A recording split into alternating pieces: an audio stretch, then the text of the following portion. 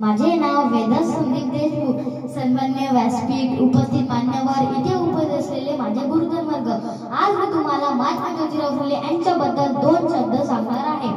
विद्येविना मती गेली, मती विना नीती गेली, नीती विना गती गेली, गती विना वित्त कसले, वित्त विना शूद्र कसले. एवढे अनर्थ एका अविद्येने घडले असे सांगणारे स्त्री शिक्षणाचे जनक, सर्वप्रथम शिवजयंती सुरू करणारे, शिवरायांवर पहिला पोड लिहिणारे, शिवशाहीर क्रांती सूर्य महात्मा ज्योतिराव फुले.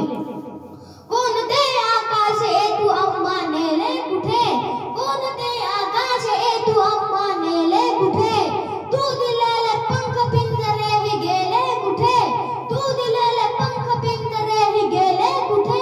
या भराऱ्या आमच्या या पाखराची वंदना, ज्योतिराव घ्या तुमच्या या लेकराची वंदना, तुमच्या या लेकराची वंदना. महात्मा ज्योतिराव फुले यांचा जन्म 11 एप्रिल 1827 रोजी सातारा जिल्ह्यातील कडगुण या गावी झाला. त्यांचे पूर्ण नाव ज्योतिराव गोविंदराव फुले. त्यांच्या वडिलांचे नाव गोविंदराव तर आईचे नाव चिमणाबाई असे होते. महात्मा ज्योतिराव फुले हे थोर समाज सुधारक होते व विचारवंत होते. महात्मा ज्योतिराव फुले यांचा विवाह शिक्षणाची आराध्य देविका सावित्रीबाई फुले यांच्याशी झाला. महात्मा ज्योतिराव फुले आणि सावित्रीबाई फुले यांनी भिडेवाडा पुणे इथे मुलींसाठी पहिली शाळा काढली व शेतकऱ्याचा आसूड हा ग्रंथ लिहिला. अशा या महामानवाबद्दल मला सुरेश भट यांचे दोन शब्द आठवतात.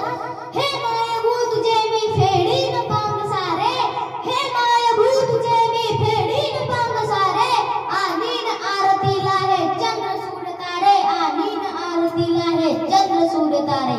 अशा या महामानवाची प्राणज्योत 28 नोव्हेंबर 1890 साली मावळली. तुम्हीच ज्ञान ज्योती, तुम्हीच क्रांती